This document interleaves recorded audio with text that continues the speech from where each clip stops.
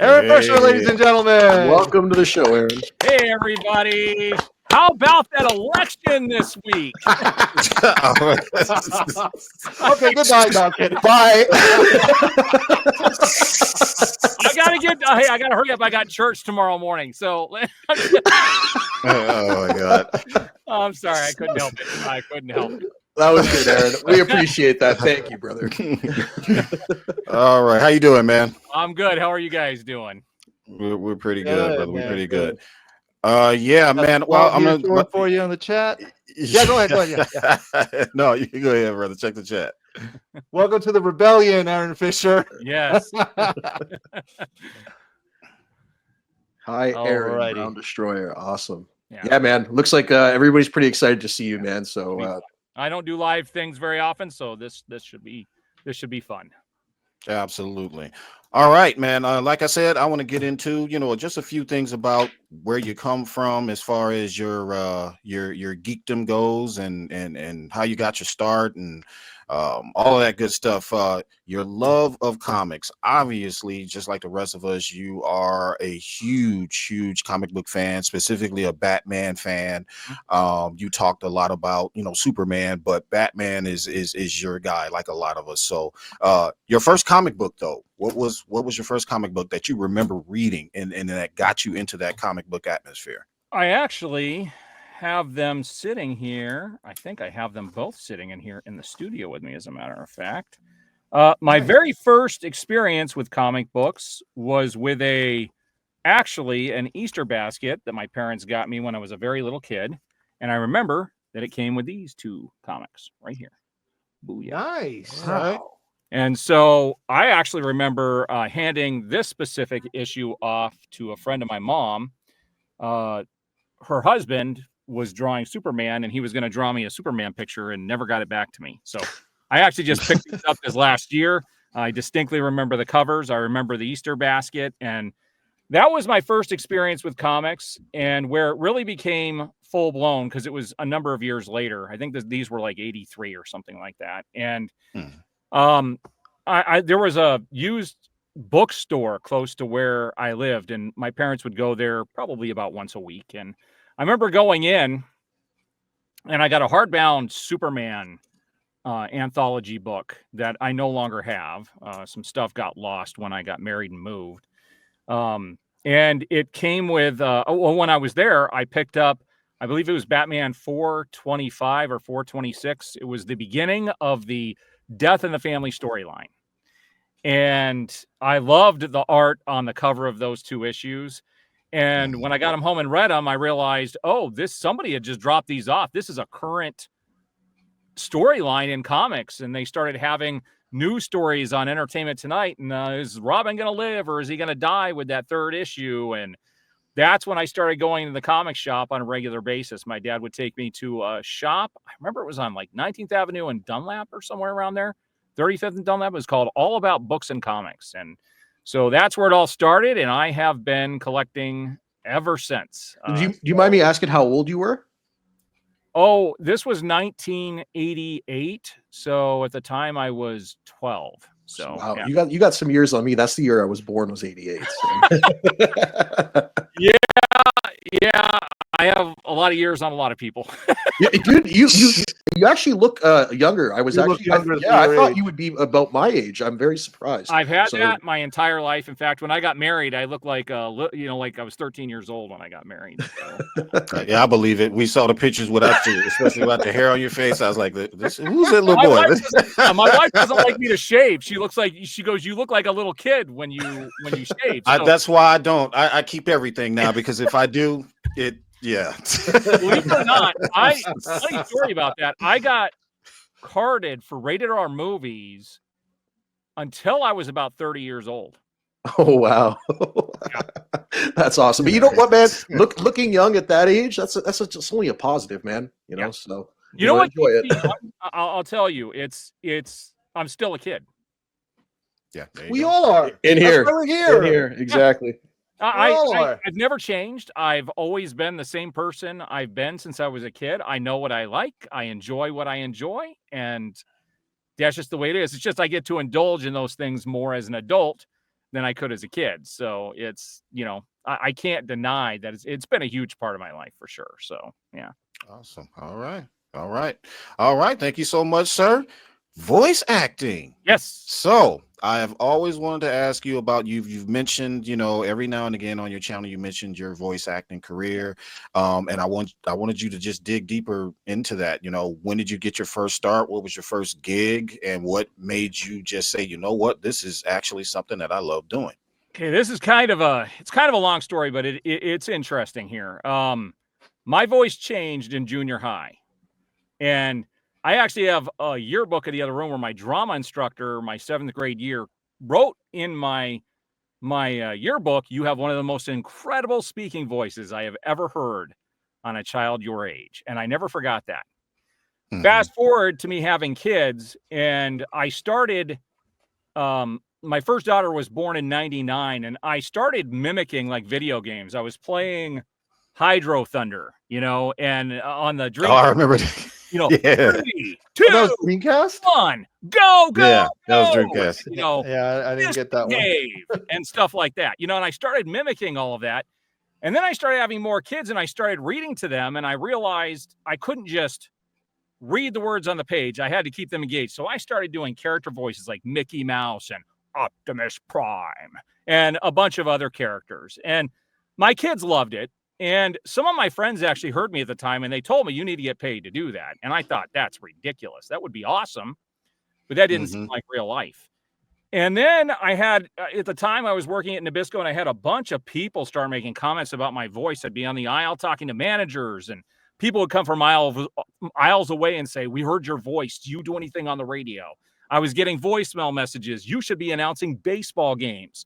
And that's when I said, okay, maybe I need to look at getting into voiceovers. And so I hopped online. This was 21 years ago. I hopped online and I started doing all kinds of research. But that was before people could actually really do this from home. And there wasn't a whole lot of good, useful information out there. And it was only 6 years later where I found this.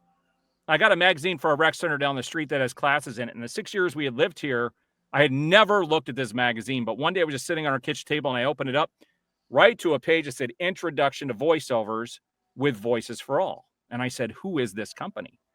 And when I pulled up their website, I saw that they actually had a master class on getting people into voiceovers where you would have your vocal training.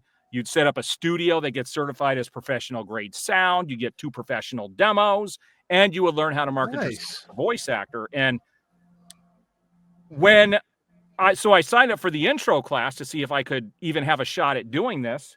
And I ended up getting sick, like beyond sick prior to that class happening. I ended up sick for 3 months. And I was misdiagnosed with a bunch of stuff. I was bedridden for 8 of those weeks. None of what I had.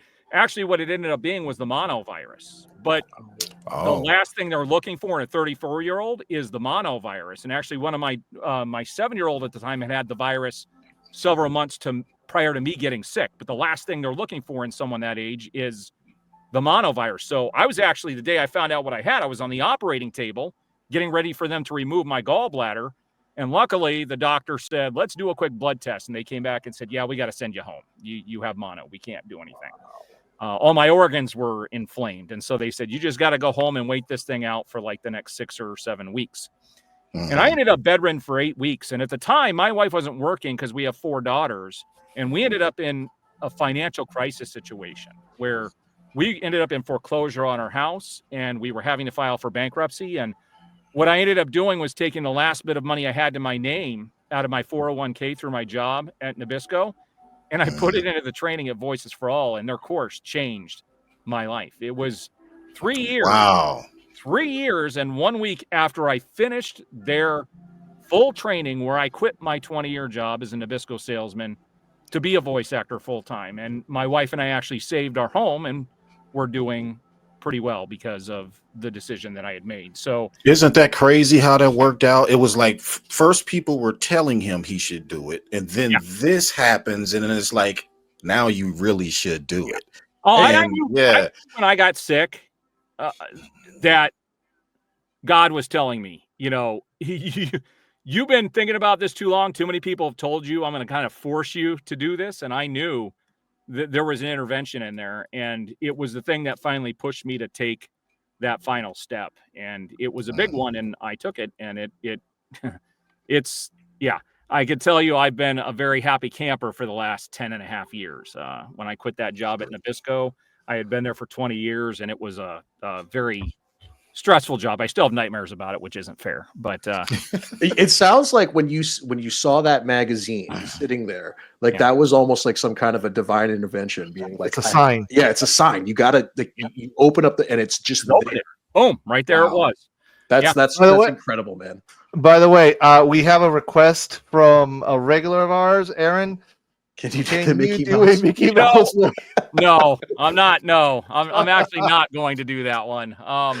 Believe it or not, I can do it. I can't do it as well as I could 20 years ago, because as you get older, your voice changes. But to get into that higher register, I can still do it. But believe it or not, that's actually how I got started, was doing that Mickey Mouse voice for my kids. And I remember the first time I did it, they looked around the room and they're like, "Where's Mickey? Where's Mickey?" And, oh, wow. Yeah. And that's what made it fun, was, I couldn't believe that, just doing something like that would have that effect on a kid. And so it was fun. In one of my videos, I was actually going to try and do the Mickey Mouse voice for something that Disney was doing. It had to do with Star Wars, and it was actually pretty funny. And I just couldn't, at the time, I couldn't get the higher range like I used to be able to do. So it's still there. There are some days where I could do it perfectly. Every day is a little bit different. So we won't put you on the spot then. What about one more? What about Optimus Prime? Can you do that? The best I'll do for that is Autobots roll out. Yeah. Nice. So nice. Yeah, it's a lot of fun. It's a lot of fun. All right. No, all right, sir. No. Believe it or not, what's funny about that is what? One of the first jobs I ever auditioned for was the Aflac Duck. And you want to hear something crazy about that? This was when Gilbert Godfrey. Oh yeah, that's the insurance, right? Yeah. So I remember. Yeah, so Gilbert Godfrey had gotten fired, and I was like, he got fired for some tweets, and I was like, how bad were those tweets? And oh my gosh, they were bad. So were they a certain CEO type? They're not that bad. No. Okay. Those were if worse. you know, you know, guys. His weren't thousands. Okay, but okay. The CEO had thousands.